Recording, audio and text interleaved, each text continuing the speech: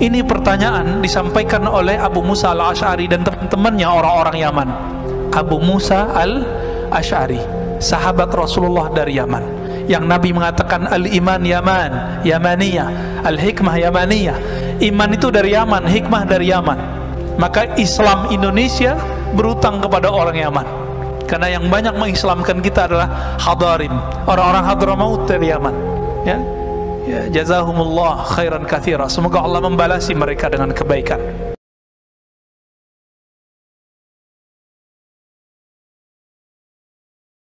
Negeri kita ini kalau bukan didoakan oleh para aulia, para wali-wali Allah, ini sudah chaos dari kemarin, Pak. Coba bayangkan ya, pertarungan 01-02 kemarin itu dahsyat sekali. Udah hampir bentrok ini umat, sama-sama umat, satu bawa nama umat, satu bawa nama umat, sama-sama umat. Udah hampir habis kita ini, tapi karena doa-doa mereka ini negeri masih bertahan, alhamdulillah. Bahkan orang-orang yang bertarungnya sekarang bergabung. Ini kalau nggak doa mereka nggak akan aman, Pak, nggak akan aman. Malaysia sempat kisruh juga masalah Perdana Menteri, ya, kita doakan jangan sampai negara-negara jiran kita kena juga, ya.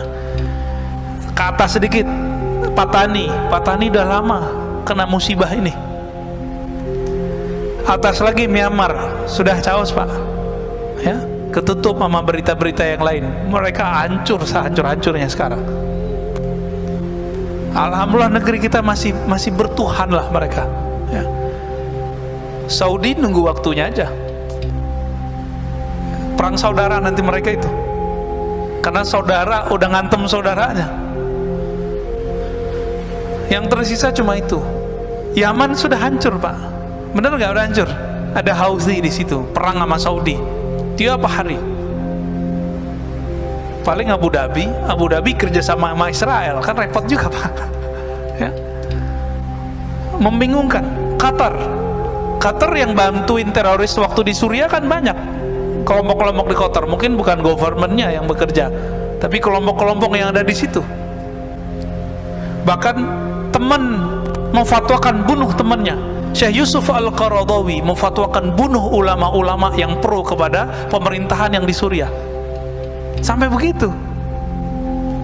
Sampai guru saya Syekh Taufik Al-Buti habis kehilangan ayahnya, datang ke UI, Pak, waktu itu UI Salemba, yang pasca sarjana kajian Timur Tengah.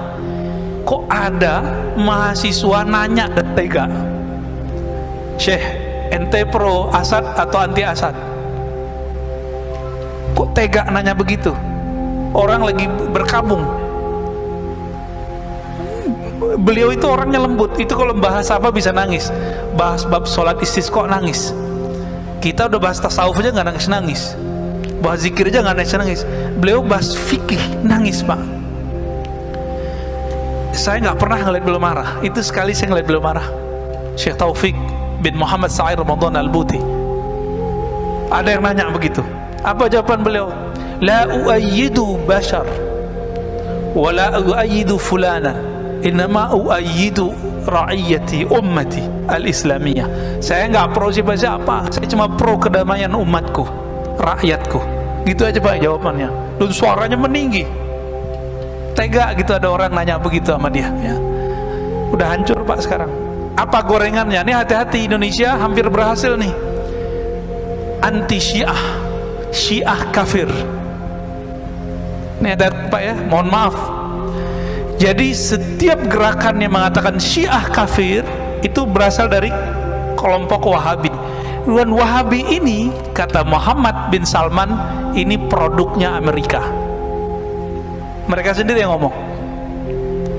Karena untuk menghancurkan orang-orang yang berbeda dengan Wahabi itu, cukup bilang aja mereka sesat, kafir. Dan ini sudah terjadi, Pak. Bashar Assad itu dikafirkan. Padahal Bashar Assad itu istrinya Sunni, menteri-menterinya Sunni, tapi dia lahir di komunitas salah satu Syiah namanya Alawiyah, bukan Alawiyah yang habaib, ya. Ini beda. Meyakini salah satu ajaran namanya reinkarnasi. tapi beliaunya sudah enggak. Nah, ini gorengannya gitu di sana.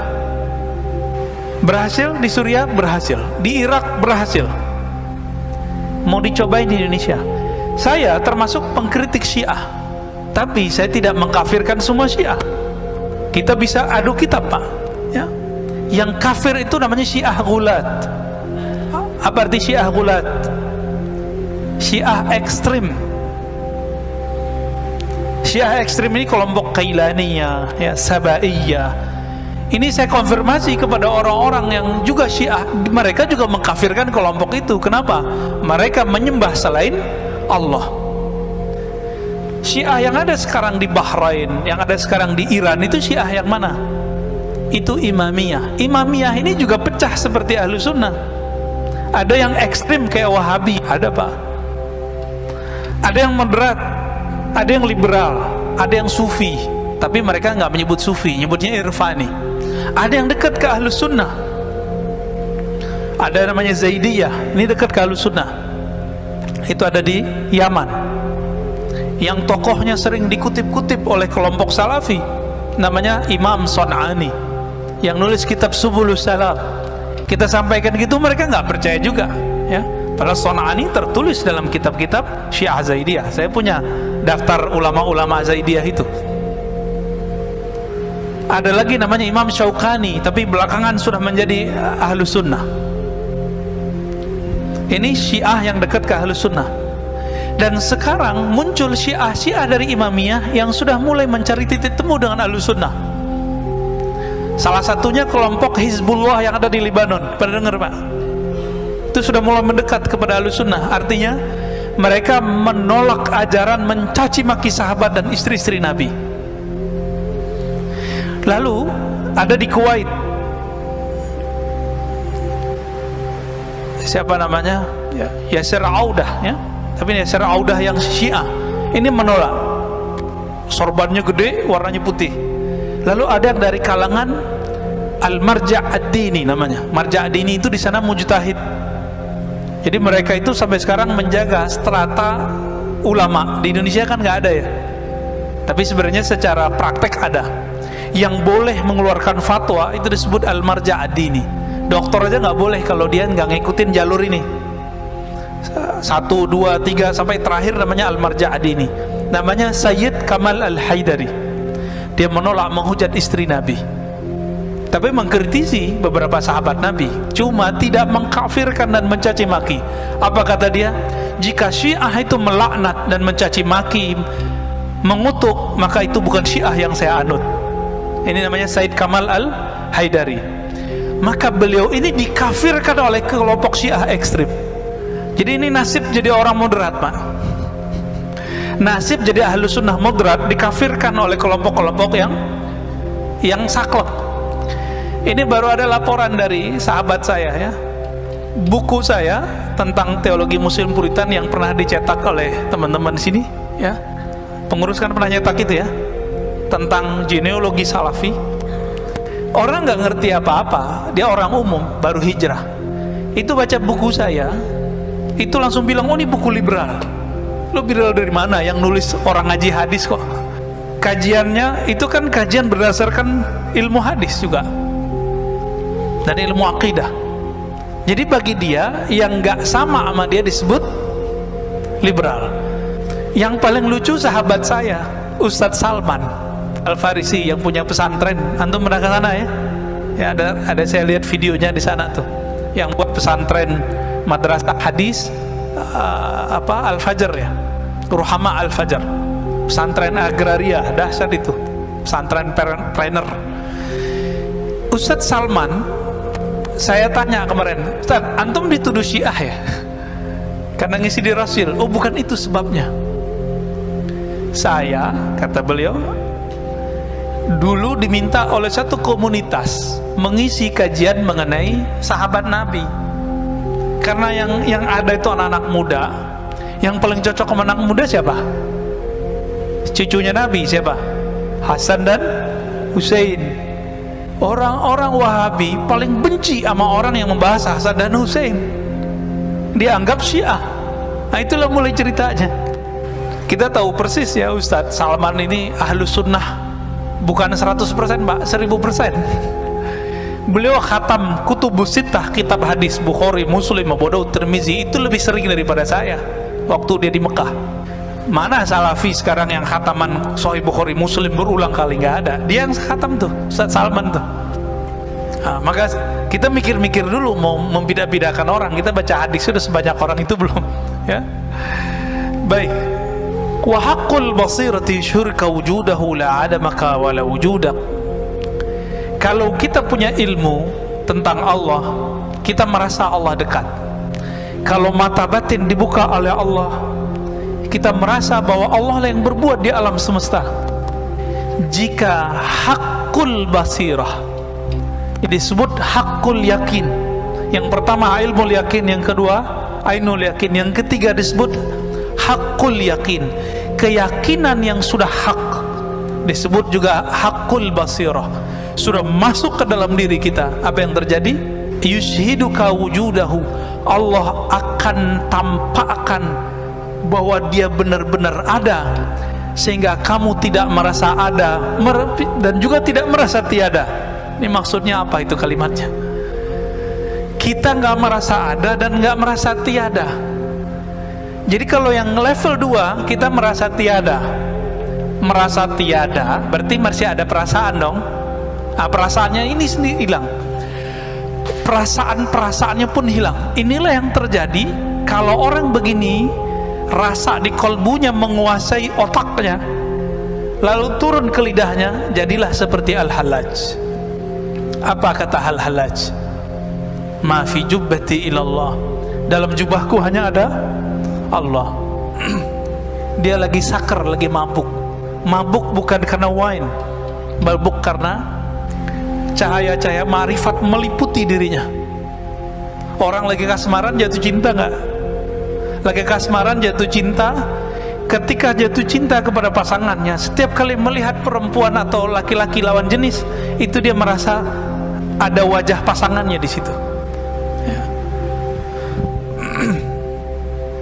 Saya waktu dulu pernah senang sama seseorang, itu ketika bercermin nggak kelihatan muka saya Pak, percaya nggak?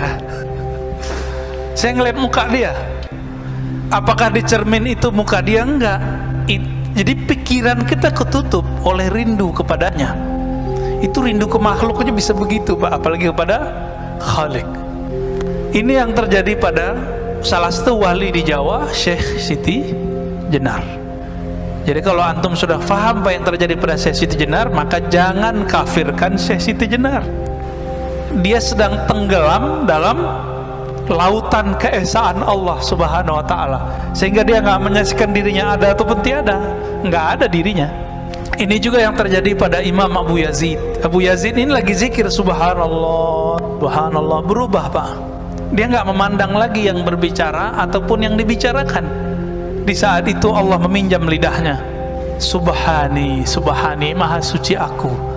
Itu bukan Abu Yazid yang maha suci, tapi Allah meminjam lisan Abu Yazid. Namun ada ulama yang ketat, dia menghindari itu terjadi pada dirinya. Itu lebih sempurna, yaitu Al-Qutub Ar-Rabbani Sultanul Aulia Sayyidi Syekh Abdul Qadir Al-Jilani. Itu dia nolak kejadian-kejadian begitu. Jadi dia bisa filter dirinya. Makanya kesempurnaan kewalian beliau lebih tinggi dari semua wali-wali yang ada di dunia selain sahabat-sahabat Rasulullah ya. Disebutlah beliau Sultanul Aulia, rajanya para wali, rajanya para wali. Dan itu dikabarkan bahkan beliau masih belum lahir, udah lahir masih remaja, dikabarkan oleh gurunya Yusuf Al-Ahmadani ya. Itu dikabarkan ya. Kan Allah wala syai'a ma'ah, Allah itu ada, wala syai'a ma'ah, tidak ada sesuatu pun bersamanya. Wa huwal an ala ma alaikan, dia sekarang, dia dulu sama. Dia dulu sendiri atau bersama? Dia dulu di atas aras atau nggak ada aras? Nggak ada aras. Maka dia dulu dan sekarang sama. Oleh karena itu perdebatan mengenai Allah bertempat di aras, Allah di arah tinggi, arah atas, itu nggak ada manfaatnya sebenarnya. Sebenarnya loh ya. Cuma karena orang awam sudah terjebak mengatakan Allah di atas, maka muncullah pembahasan, benarkah Allah bertempat? Kalau faham nih, ini hadis, ini kan hadis Sahih Bukhari, kan Allah wala syai'a ma'ah. Ini pertanyaan disampaikan oleh Abu Musa al-Ash'ari dan teman-temannya orang-orang Yaman. Abu Musa al-Ash'ari, sahabat Rasulullah dari Yaman, yang Nabi mengatakan al-iman Yamaniyah, al-hikmah Yamaniyah. Iman itu dari Yaman, hikmah dari Yaman. Maka Islam Indonesia berutang kepada orang Yaman, karena yang banyak mengislamkan kita adalah hadarin, orang-orang Hadramaut dari Yaman. Ya, jazahumullah khairan katsira. Semoga Allah membalasi mereka dengan kebaikan.